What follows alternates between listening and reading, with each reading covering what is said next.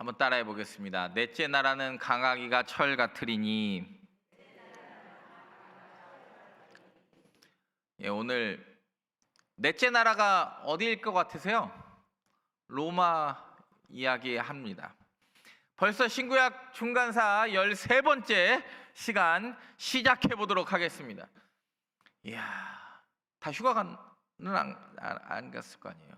근데 제가 오늘 저녁 예배 드리려고 오는데 로비에 낯선 분이 계셨는데, 그래도 제주도에서는 휴가 오셨는데 저기 친구 따라서 강남 온 건 아니고 교회 오신 건 하나님의 은혜라고 생각합니다. 우리 서귀포 제1교회 최재면 장로님, 고경학 원사님 오늘 휴가인데, 우리 친구 최종호 집사님 교회 이렇게 수예배 휴가도 잘 보내시는 게 은혜인데, 남의 교회 수예배 오는 것도 참 큰 은혜가 될 줄 믿습니다.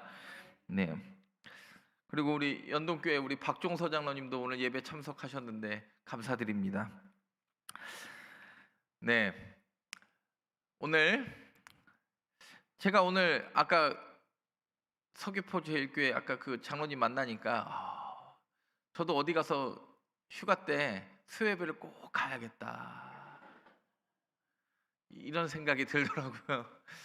역시 장로는 장로다운 맛이 있는 게 참 큰 은혜다 라는 생각이 듭니다.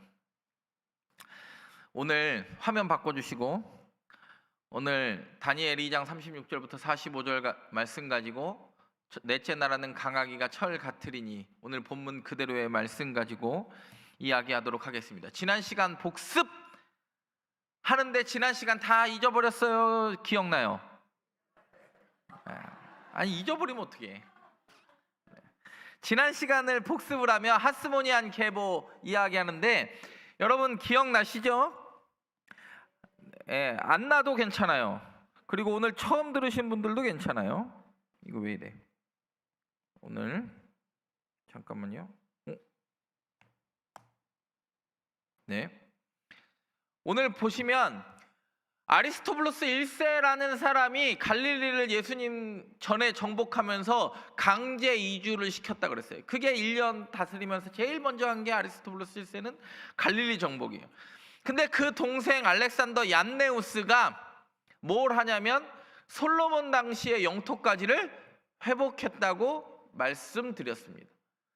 그리고 형수이자 부인인 누구?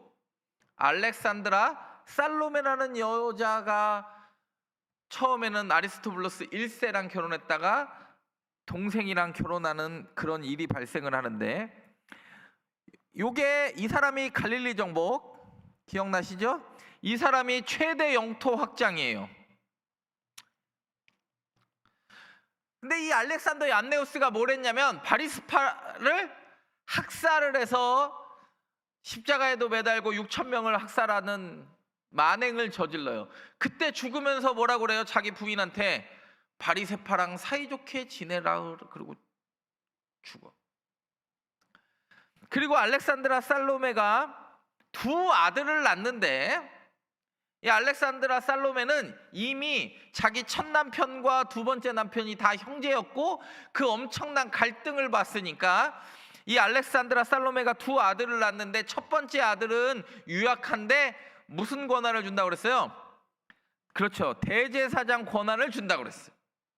둘째 아들에게는 무엇을 준다고 그랬어요? 군사력을 준다고 그랬어요. 근데 이게 아주 큰 난리죠. 그래서 첫 번째 아들이 처음에 왕이 됐는데, 형님 내려오세요 그러니까 여리고에서 내려오라니까 내려와요. 그때 요 요한 힐카누스 2세를 충동질하는 요한 힐카누스의 친구이자 동료가 있었으니 그 사람이 누구냐면 헤롯 대왕의 아버지예요. 이 안티파터가 헤롯 대왕의 아버지였는데, 안티파터가 요한 힐카누스가 1년 만에 내려오니까 무슨 일을 벌이냐면, 야 원래 저기 네 자리잖아, 네 자리잖아. 내가 안 되면 다른 이방 민족을 데리고 와서라도 너를 뭐하게 해줄게, 다시 왕위에 앉게 해줄게. 그러니까 아리스토블루스 2세랑 누가 벌어져요? 둘이 왕자의 난이 벌어지는데, 왕자의 난이 벌어지고, 그리고 두 숙적, 얘네 형제는 사이가 좋을까요? 안 좋을까요? 안 좋은데 나중에 요한 힐카누스 2세의 유일한 딸 알렉산드라와 요한 아리스토블루스 2세의 알렉산더 2세가 결혼해서 낳은 딸이 누구냐? 미리암이라는 사람이 나중에 헤롯 대왕이랑 결혼한다 말씀드렸습니다. 이게 지난 시간의 이야기예요. 그래서 우리가 아는 대로 이 헤롯 대왕이 드디어 헤롯 대왕의 아버지가 누구 때문에 힘이 커져요? 그렇죠. 요한 힐카누스 2세 때문에 힘이 커져요. 누가 이걸 중재한 사람이 누구예요? 요때 다시 한번 보면 요때 요한 힐카누스 2세를 도와준 사람이 누구냐면, 이게 누구냐면 폼페이오스가 요때 글씨가 원래 서놓고 쓰니까 그래. 폼페이오스가 이때 동방을 정복한 로마의 그 삼두정치 체제의 한 명이었는데, 요때 얘네 둘 다 줄 서요, 줄 서요? 예. 둘 다 줄 섰는데 누가 돈을 갖고 올 것 같아요? 그렇죠. 성전을 장악한 요한 힐카누스 2세가 돈을 갖고 올 것 같으니까 폼페이오스가 요한 힐카누스에게 야, 동생은 다시 내려가라. 완전히 이제 허수아비가 되고, 요때 줄 잘 산 누구? 헤롯 대왕의 아버지 안티파터가 이제 드디어 힘을 기르기 시작하는 이야기. 오늘은 그 이야기, 오늘 살펴볼 내용은 오늘 다니엘의 환상이 뭐예요? 금, 은, 노, 철 네 나라인데 오늘은 네 번째 철의 나라를 하는 거예요. 그리고 로마 공화정의 이야기. 그래서 삼두 정치가 이제 폼페이우스가 예루살렘을 비롯한 동방을 정복하고 나중에 시저랑 싸우는 이야기와 1차 삼두 정치와 2차 삼두 정치와 악티움 해전과 이걸 하려고 했는데 아무리 봐도 1차 삼두 정치까지만 하면 오늘 끝날 것 같아요. 오늘 여기까지만 한번 따라가 볼게요. 다니엘은 2장과 7장에서 환상을 봐요. 다니엘이 특별히 이제 2장 환상이 뭡니까?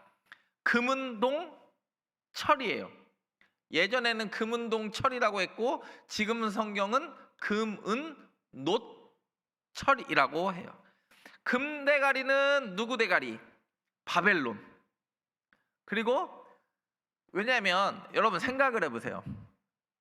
환상을 봤는데 지금 왕을 깔아뭉개면 다니엘이 살아남아요? 못 살아남아요? 그러니까 다니엘이 환상 볼 때 바벨론 왕 느부갓네살 때 환상을 보니까 무슨 얘기를 하는 거예요? 왕은 금대가리예요. 제일 높여줘. 근데 왕 다음에 은 몸통이 나타나는데 그 사람은 누구냐면 메대와 바사의 힘이 강해집니다. 실제로 우리가 역사를 계속 배웠지만 아수르는 이미 물 건너 간 나라고 바벨론과 그리고 메대와 바사인데 메대는 조금 차지하고 바사, 페르시아가 중요하다고 말씀드렸어요. 그리고 노세 나라는 우리가 아는 헬라, 그리스 제국을 이야기해요. 알렉산더의 제국. 알렉산더의 제국. 그리고 오늘 본문은 드디어 이때 당시에 디아도코이 시대가 끝난 거죠. 이집트의 프톨레미와 시리아의 셀루쿠스의 왕들은 힘을 잃어버리고 드디어 이 지중해 패권을 장악하는 누구가 등장해요? 로마가 등장하는 이야기를 오늘과 다음 시간에 하려고 그래. 이 로마 이야기는요, 성경 몰라도 재밌는 이야기니까 그냥 들으세요. 어디서 들어봤는지 모를 것 같아도 그냥 들으시면, 로마 이야기는 원래 재밌는 이야기인데 로마 이야기의 이 이야기를 하려고 그러면 10시간도 부족하지만 제가 최대한 요약해가지고 오늘과 다음 시간에 걸쳐서 해보려고 하니까 잘 들으세요. 우리 김홍래 권사님도 이렇게 열심히 듣는데 우리 김홍래 권사님은 제 은퇴할 때까지 아마 살아계실 것 같아요. 아직 25년밖에 안 남았어, 권사님. 제 은퇴가 25년밖에 안 남았어요. 그러니까 권사님이 우리나라 기록 깨는 거야. 네. 근데 우리 권사님은 기록을 깰 수 있을 것 같아. 지금도 건강하시고. 내가 김홍래 권사님 엊그저께 신방 갔는데 뭐 하시냐 봤더니 집에 에어컨 24시간을 켜놓는데, 집에 에어컨을. 뭐 하세요? 그랬더니 권사님 TV 봐요. 그랬더니 TV도 안 본대. 오직 성경. 소파 앞에 성경밖에 없어. 아니, 우리 성전교회는 TV는 원래 안 보는 거잖아. 오직 그렇지. 여름에는 뭐 에어컨 전기가 아깝다 생각하지 말고 틀어놓고 오직 말씀, 이 유일한 피서인 줄 믿습니다. 예. 하여튼 이런 얘기하면 아멘이 뭐 들릴 듯 말 듯 하니까 사실을 확인은 참 어려워. 우리가 아는 대로 바벨론 왕 느부갓네살의 꿈이 오늘 본문 2장이에요. 다니엘 2장. 머리는 금대가리, 가슴과 팔은 은이고, 배와 넓적다리는 노시고, 종아리는 철, 발은 철과 진흙이다. 여러분, 철과 진흙은 섞여요, 안 섞여요? 안 섞여요. 우리가 아는 대로 철과 진흙은 섞일 수 없는 나라가 이제 일어날 것이다. 그래서 해석을 합니다. 왜 넷째 나라를 로마로 보는가? 이 설명하려면 한참 가는데, 원래 초기 교회에서부터 넷째 나라를 로마로 이해해 왔어요. 그리고 로마 이후에 동로마와 서로마로 나누어지고, 우리가 아는 대로 서로마는 일찍 망하고 동로마는 비잔틴 천년의 제국을 이어갑니다. 그리고 이제 로마가 성장하기 시작해요. 이때 이스라엘도 굉장히 로마가 성장하고 프톨레미 셀루코스 막 정신없을 때 저쪽에 한 나라가 조용하게 성장하고 있었으니 이탈리아 반도의 로마라는 나라예요. 그래서 로마라는 나라는 로물룩스 형제들에 의해서, 로마 가면 항상 뭐 봐요? 그 개 젖 먹고, 늑대 젖 먹고 있는 로물룩스 형제들을 보잖아요. 원래 로마를 중심으로 한, 여기 보시면 로마를 중심으로 한 이게 BC 500년이에요. 빨간색이 BC 500년인데 이거를 잘 보시면 BC 500년에서 218년을 기억하세요. 여러분, 몰라도 돼요. 성경에 몰라도 되는데 주전 500년에서 218년에 드디어 이탈리아 반도가 통일돼요. 이게 중요해. 몰라도 되는데 중요한 건, 이 로마가 원래 주전 270년경에서는 여자 발굽, 여자 구두라고 하는, 여기가 이제 여자 구두 이렇게 써 있잖아요. 시칠리아 반도도 로마 이탈리아께 아니었어요, 270년에는. 근데 중요한 거, 우리가 아는 누구? 카르타고의 한니발이라고 하는 그 유명한 장군 있잖아요. 그때 로마가 드디어 이탈리아 반도를 통일하고, 여기 시칠리아 공화국이만큼 있고, 시칠리아 반도의 3분의 2 이상을 다 누가 먹고 있었냐면, 이거 스페인 남쪽이랑 북아프리카 전역과 이 섬 2개까지 누가 먹고 있었냐면, 누가 먹고 있어요? 그렇죠, 카르타고라는 나라가 먹고 있었어요. 근데 로마가, 이탈리아 반도가 통일되니까 이 시칠리아를 먹고 싶어요, 먹고 싶어요? 당연히 먹고 싶겠지. 이 앞에 축구공 같은 동네를 먹고 싶어서 일으키는 전쟁이 있었으니 그거를 1차 포에니 전쟁이라고 그래요. 포에니 전쟁은 카르타고와 이탈리아가, 로마가 3번에 걸쳐서 싸워요. 그래서 1차, 2차, 3차 포에니 전쟁인데, 여러분 잘 보세요.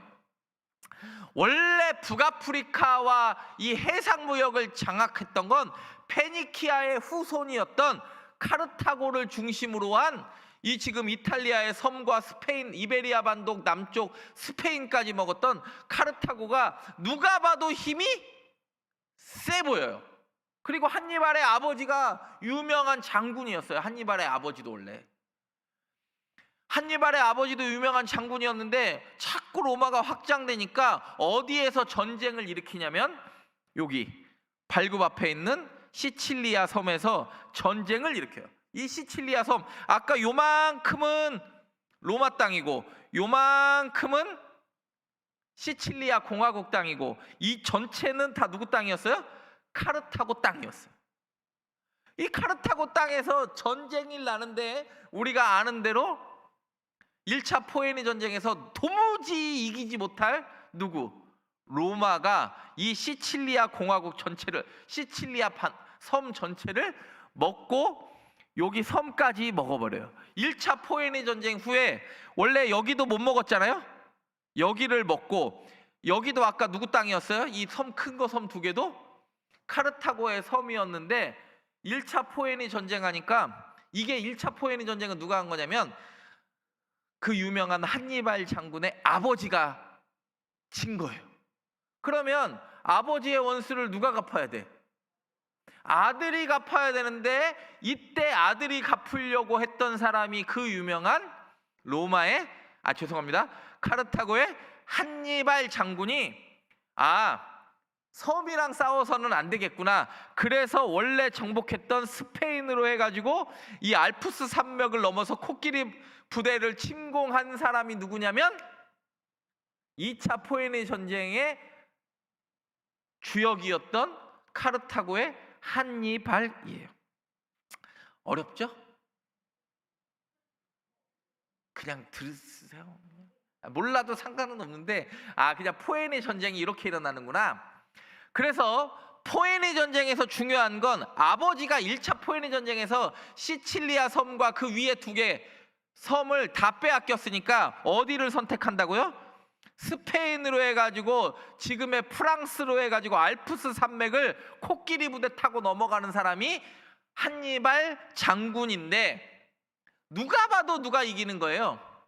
한니발 장군이 이겨요. 1차 때도 근데 누가 봐도 다 카르타고가 이긴다고 그랬어요. 근데 2차 때도 코끼리 부대에 있었던 한니발 장군이 이길 것 같았는데 그 유명한 로마의 스키피오 장군에 의해서 9회 말 역전 홈런을 쳐요.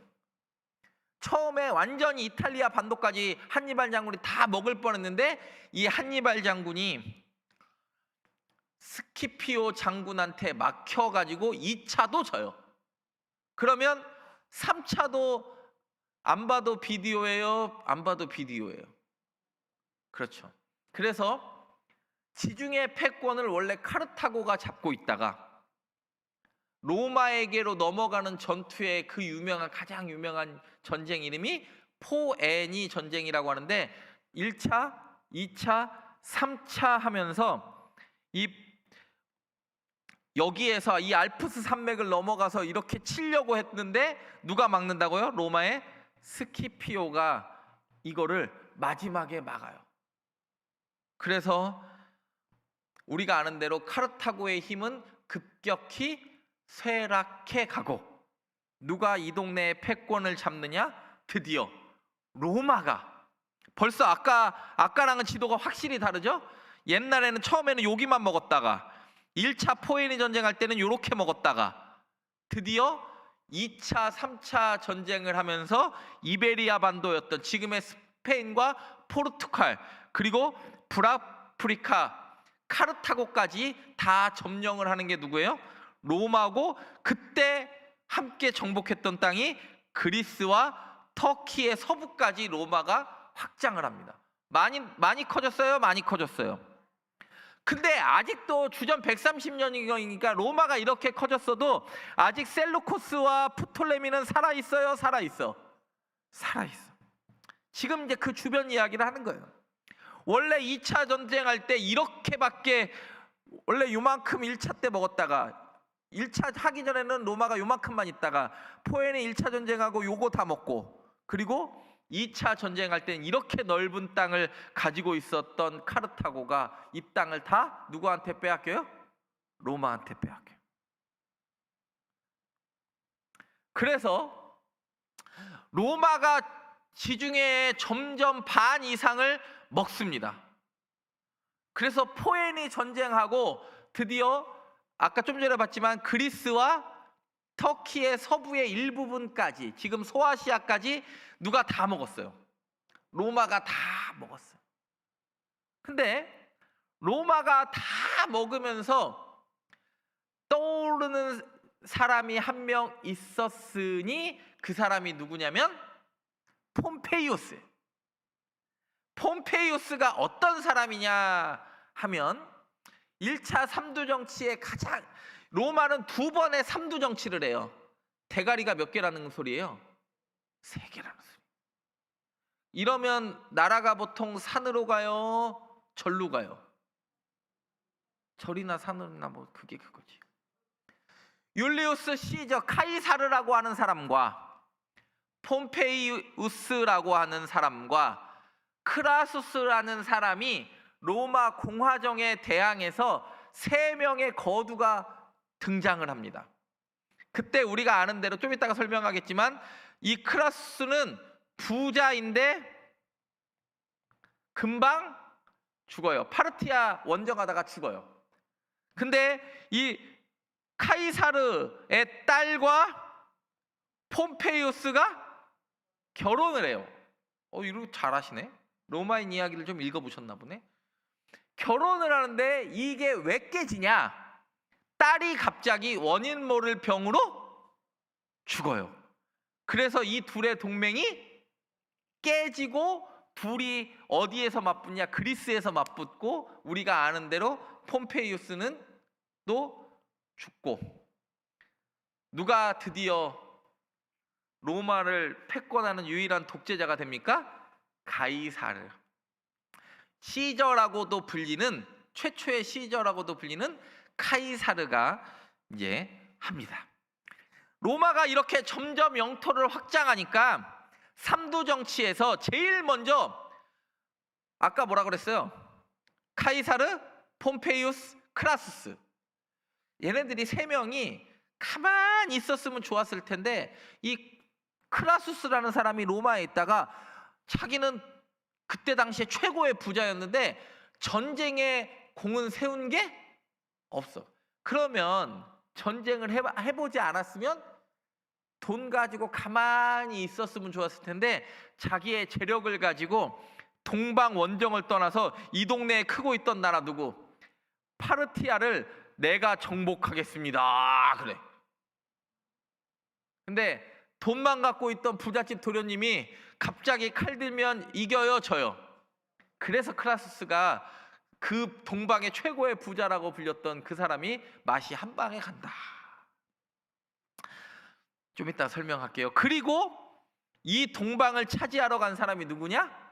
폼페이우스. 원래 군사력에 일가견이 있었던 폼페이우스와 이 로마를 중심으로 했던 가이사랴 시저가 있었는데 딸이 죽자마자 장인과 사이관계가 깨져서 어디에서 싸우냐? 그리스에서 싸우는 이야기 오늘 지금 할게요.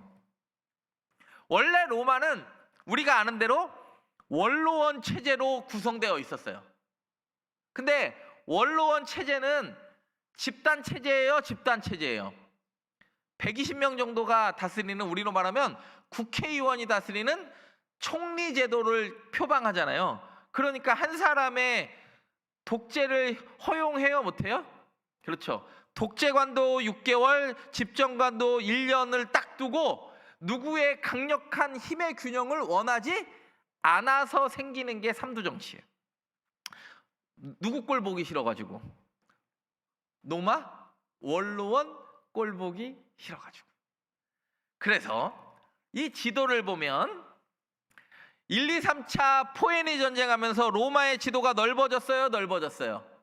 넓어졌는데 여기 아직 프톨레미 장악 못했고 여기 아직 셀루쿠스 장악 못했어요. 근데 요 이야기 할게요. 근데 그때 폼페이우스가, 크라수스가 실패했던 동방 정책을 성공을 하게 됩니다. 지난 시간에 우리가 배웠어요, 배웠어요? 조금 배웠어요. 우리가 아는 대로 요한 힐카누스 2세와 아리스토블루스 2세가 요때 폼페이우스가 이 동방사령관이 됐을 때 둘 다 우리가 돈 이만큼 주겠습니다, 나를 왕으로 인정해 주세요 그랬을 때 폼페이우스가 가만 보니까 돈 나올 구석이 누구한테 있어요? 힘이 없는 요한 힐카누스 2세 대제사장이 누가 뭘 갖고 있으니까? 예루살렘 성전을 갖고 있으니까 약속한 돈을 누가 줄 것 같아요? 요한 힐카는 형이 줄 것 같으니까 형의 손을 반짝 들어줘. 그 이야기를 해보려고 해요. 요 이야기 기억나시죠? 형과 동생이 둘 다 누구한테 줄을 댔어요? 폼페이오스한테 줄을 댔는데 누구 손을 반짝 들어줘? 예. 그래서 왕자의 난이 나죠. 우리가 아는 대로 그래서 누가 딱 끌고 들어오냐면 주전 63년에 드디어 이제 하스모니안 왕가는 완전히 폼페이오스의 예루살렘 정복으로 하스모니안 왕가는 종을 친다고 보통 이야기를 합니다. 폼페이오스가 누구에게 힘을 실어주려고? 요한 힐카누스 2세에게 힘을 실어주려고. 왜? 아리스토블루스 2세가 동생이 자꾸 까분다는 소리를, 여러분 잘 보세요. 요거 잘 보세요. 요거 잘 보시면, 아이고 주여, 요한 힐카누스 2세가 왕으로 이미 폼페이오스가 지지를 해줬는데 얘가 승복을 해요, 못해요? 못한다는 소리를 듣고 쫓아온 사람이 누구예요? 폼페이오스야. 그러니까 폼페이오스가 누구를 공격을 해요? 아리스토블루스 2세, 그냥 동생을 공격한다. 동생이 예루살렘 성을 싸고 있으니까 3개월 동안 포위 전력해가지고 때려 부셔요. 이때 12,000명의 유대인도 함께 죽어요. 이 동생 때문에. 그때 일어난 일이 폼페이오스의 예루살렘 정복이, 잠깐 보세요. 다메섹에서부터 쭉 내려와서 예루살렘까지 동생을 떼찌떼찌 해주고 형을 세워주려고.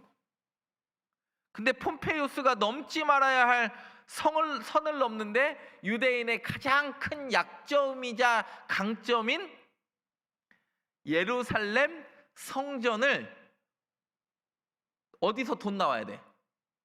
자기 내려왔어. 그러면 전리품을 어디서 긁어가야 돼요? 성전 가서 긁어가는데 이게 중요한 게 폼페이오스가 성전에서 그냥 야, 형 힐카누스한테 야, 형 돈 내놔. 그러면 그냥 돈 받고 갔으면 되는데 자기가 왔으니까 얘네들이 왜 이것 때문에 이렇게 형제들이 싸우나 해가지고 지성소를 올라갑니다. 근데 지성소는 우리가 아는 대로 대속죄일에 1년에 딱 한 번, 그것도 누구만 올라갈 수 있어요? 대제사장만 들어갈 수 있는 대제사장을, 죄송합니다, 지성소를 이 폼페이오스가 그냥 들어가 버려요. 그때 유대인들이 엄청난 충격을 받을까요? 근데 더 중요한 거, 들어갔다 나왔는데 얘가 멀쩡하네. 아니, 우리가 생각하면 로마 장군이 우리의 지성소, 그것도 대제사장도 그날만 무슨 옷 입어요? 흰 옷 입잖아요. 대제사장도 1년에 한 번 그날을 위해서 정결하게 하고 그날만 유일하게 흰 옷을 입고 들어가는데, 그거 저기 뭐 방울 차고 들어가고 끈 차고 들어가는 거 다 거짓말이라고 제가 예전에 다 말씀드렸죠? 그렇게 들어가는데 폼페이오스라는 로마 장군이 군복 입고 아무 정결규례 없이 지성소를 들어갔다 왔는데 얘가 멀쩡해. 그러면 무슨 생각이 들까요? 첫 번째 일반적으로 드는 생각, 우리의 신전이 더럽혀졌다 라는 생각이 드는 사람이 많이 있을 거고, 그리고 두 번째 또 어떤 생각이 들까요? 우리의 하나님이 살아계시지 않는가? 아니, 어떻게 지성소에 들어갔는데도, 그것도 정결규례 없이 들어가고 군복 입은 채로 들어갔는데도 저 사람이 어찌 멀쩡할 수 있는가? 하나님이 지금은 가만히 계시는가? 왜 살아있는가? 그러니까 사람들이 이 지성소의 이 폼페이오스의 침입에 엄청난 트라우마를 겪어요. 그럴 거 아니에요. 이 폼페이오스가, 그래서 원래 폼페이우스 마그누스는 그래 폼페이우스 대제라고도 불러요. 마그누스는 이제 대제라는 우리나라 더 그레이시라는 표현인데 대왕이라는 표현이라도 써요. 근데 중요한 사실, 이 폼페이우스는 나중에 잘 보세요. 나중에 카이사르랑 그리스에서 붙었다가 이집트 프톨레미에게 도망갔다가 여기서 죽어요. 프톨레미의 신하들에 의해서 독살당해, 암살당해요. 그러니까 유대인 입장에서는 하나님이 징계하신 거예요, 징계하신 거예요? 하나님이 징계하셨다고 보는 거예요. 지금 제 말 이해가 됐어요? 됐어요? 안 됐어도 여기서는요, 목사도 못 먹어도 고해요. 이 정도로 설명했는데 이해를 못하면 우리 교회 위원들은 다 이해하실 줄 믿고 넘어갑니다. 이때 요한 힐카누스 2세는 아까 요거 있잖아요. 이미 누가 세운 왕이에요? 자기가 잘 보세요. 옛때 갈릴리 정복했고 옛때 전체 가장 나라가 확장됐는데 옛때 오자마자 누구에게 자리를 내줬어요? 로마 폼페이우스에게 이미 자리를 내줬고 얘는 완전히 허수아비 된 거예요. 실제로 얘가 왕에서 지도자로 강등이 돼요. 지금 제 말 이해가 되세요? 독립적 왕에서 지도자로 강등이 돼요.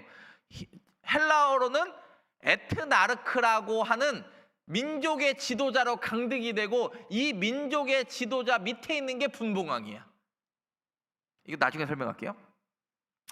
왕의 치노를 잃었어요? 잃었대요? 누구 때? 폼페이우스 때문에. 이미 지성소 들어간 순간 얘는 대제사장적 권한도 왕적 권한도, 왜냐면 자기 안방 내줬는데 뭐라고 주장할 만한 게 없어요. 그리고 우리가 아는 대로 갈릴리를 정복했던 힐카누스와 아리스토블레스와 얀네우스가 했던 모든 영토를 거의 다 잃어버리고 누구의 승인에서만 권력이 유지돼요. 이제부터는 우리나라 옛날, 여러분 우리나라도 이거 지금 편파적인 거 아닙니다. 우리나라도 고려와 조선 때 우리나라 관점에서는 우리가 독립적 국가지만, 아니 우리적 사과는 독립적 국가가 맞아요. 근데 중국에서 봤을 때는 우리나라가 독립국가예요, 독립국가가 아니에요? 아니죠. 왜냐하면 우리는 천재를 드릴 수 없었어요. 중국만 황제라고 불렸고 우리는 왕이라고 불렸고 우리는 스스로 제사를 드릴 권한도 없었고, 특히 효종이나 조선시대 효종이나 고려 원나라 이럴 때는, 몽고 이럴 때는 스스로 왕을 인준할 능력도 없었어요. 누가 인준을 해줘야 돼? 중국 황제가 그래 너 왕이다 해야 돼요. 완전히 그런 거의, 아니 우리나라의 역사를 비하하거나 각하시키는 건 전혀 아닙니다. 우리나라도 독립국가 맞는데 이미 우리가 힘이 약해졌을 때는 중국의 눈치만은 살살 보는 나라였었다, 우리나라도. 그래서 이때 원래 얀네우스 때 솔로몬 왕 때처럼 다 먹었던 영토를, 좋은 땅은 다 누가 뛰어갔어? 폼페이우스가 뛰어갔던 지금의 요르단의 암말에서부터 다메섹까지 이르는 거를 데가볼리 지역이라고 하는 거예요. 데가볼리가 뭐예요? 데카폴리스, 10개의 로마 지경지로 만들었어요. 이것도 원래 얀네우스가 다 먹었던 도시고, 그리고 이 페니키아의 해변 도시를 다 누구한테 줘요? 로마가 가져가요. 쉽게 이야기해서 지중해 해변가 좋은 도시, 그리고 요르단의 비옥한 길르앗, 이 중요한 도시를 로마 지경지로 바꾸는 게 누구냐면 폼페이우스예요. 그러니까 예수님이 데가볼리 지역으로 가니까 이방 선교가 시작되고, 데가볼리 지역 거라사로 가니까 로마의 돼지가 자라고. 왜? 유대인들은 유대인과 아랍 사람들은 원래 돼지를 혐오하는데 돼지 2,000마리대가 뛰어내릴 정도의 로마식 도시가 형성될 수 있었던 건 다 누구 때 일어난 일이에요? 폼페이우스가 자기가 좋은 땅 다 먹어버려. 그리고 야, 너 내가 왕인데 그냥 지도자 정도 해. 원래는 반장이었는데 갑자기 줄반장으로 바뀌었어. 그래서 이 줄은, 요르단 줄은 내가 직접, 저쪽 지중해 해안가 줄도 내가 직접, 요 가운데 줄만 예루살렘을 중심으로 예전에 하스모니안 초창기 시절에 그 작은 나라가 급격하게 축소가 됩니다. 왜요? 폼페이우스 때문에 나라가 허수아비 되니까.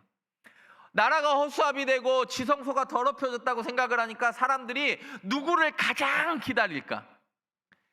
그렇지, 다윗과 솔로몬처럼 우리를 다시 구원해 줄. 왜냐하면 하스모니안 왕과 유다 마카비가 그런 왕인 줄 알았는데 지나고 보니까 그런 힘이 없으니까 누구를 기다리냐면 다윗과 같은 메시아를 강력하게 기다리는 시기에 드디어 누가 태어나시는 거예요?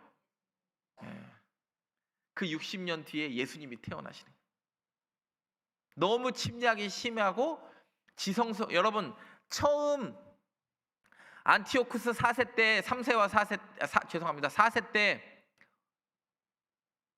예루살렘 성전이 침입되니까 마카비 혁명이 일어나고 하스모니안 왕조가 들어섰고, 또 로마의 폼페이우스 장군에 의해서 예루살렘 성전이 짓밟히고 지성소가 더럽혀지니까 누구를 가장 기다려요?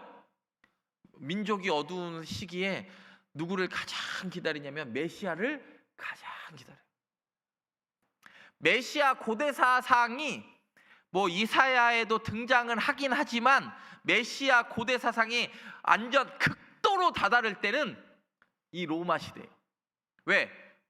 하스모니안 왕조 때는 약 100년 동안 예배가 평안하게 드려졌으니까.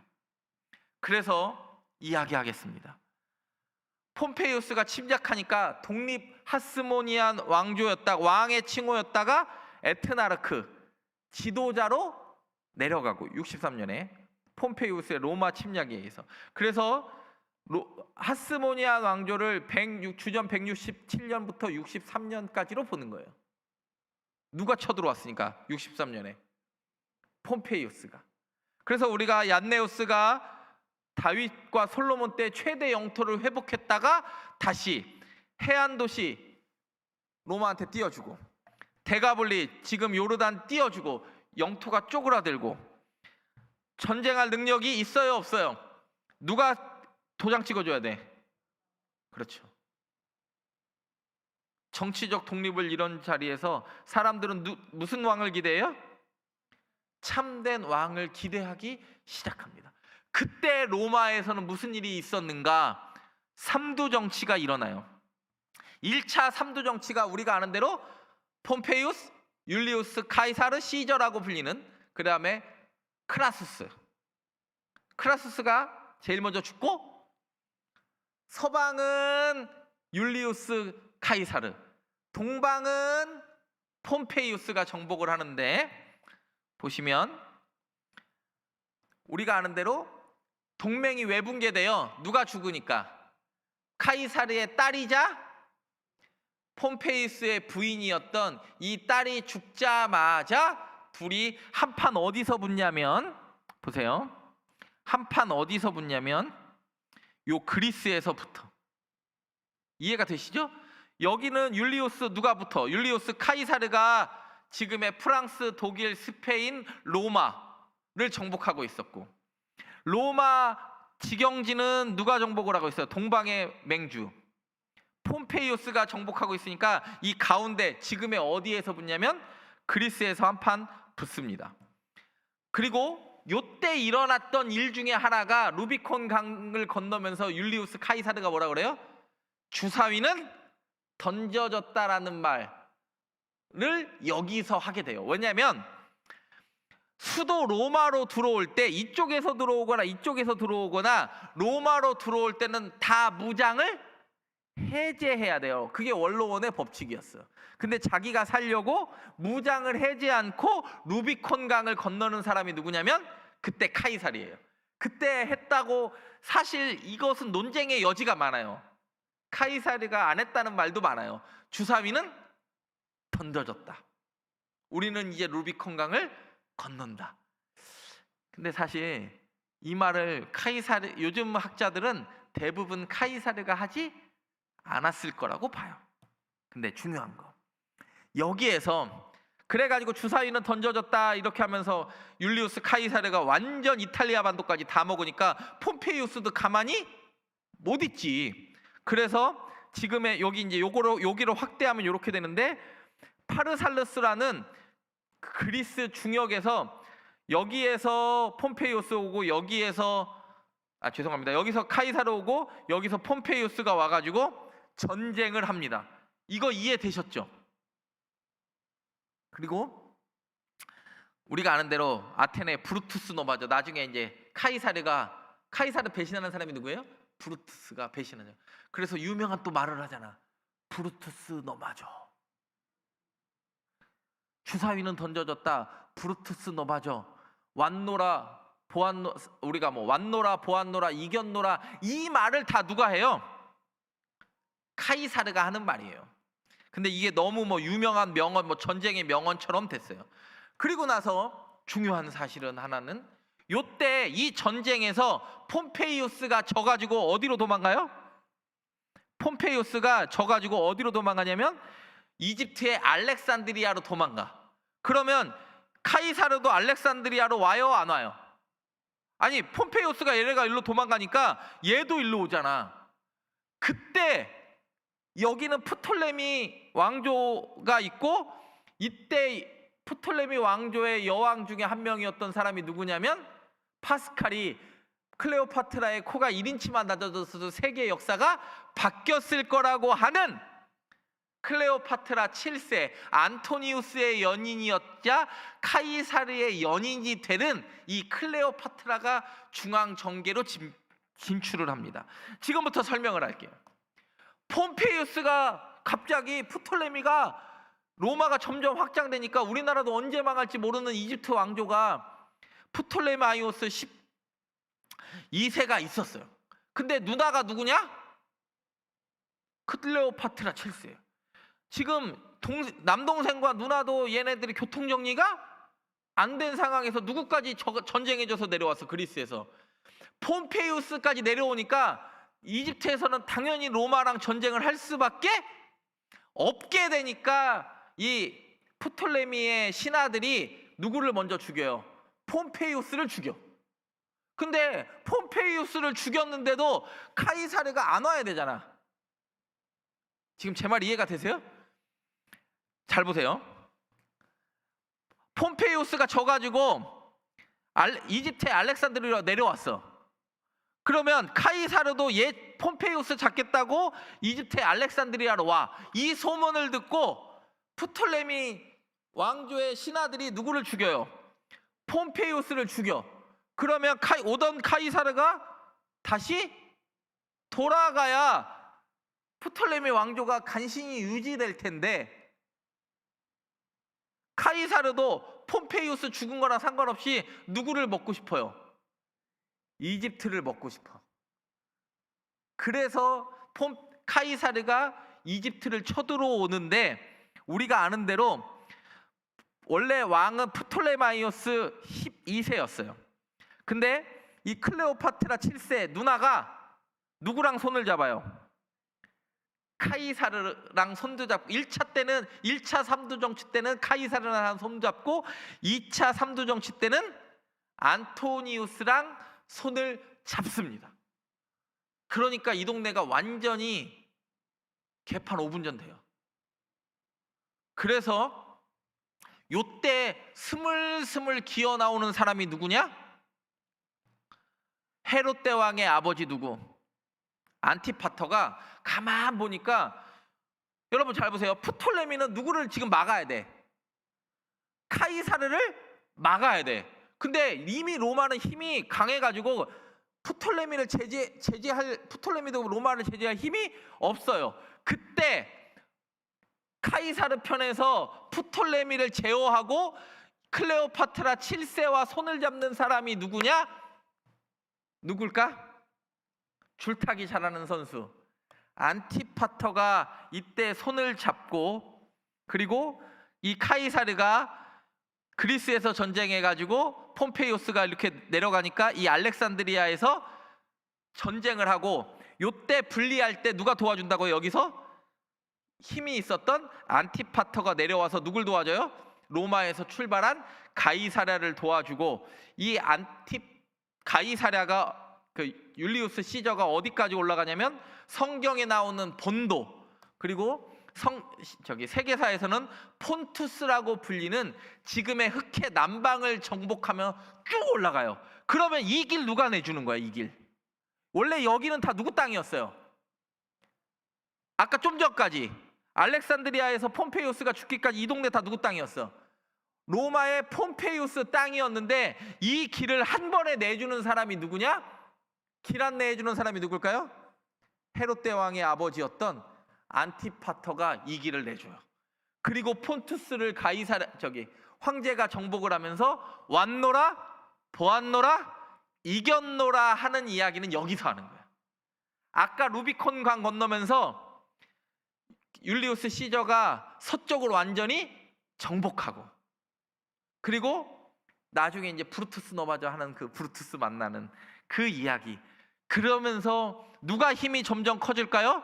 헤롯 대왕의 아버지 안티파터가 힘이 이 동네에서, 하스몬 왕조는 허수아비에 불과한 종족으로 하고, 이 나중에 이 안티파터가 누구를 며느리로 삼냐? 하스모니안 왕조의 유일한 딸이었던 누구?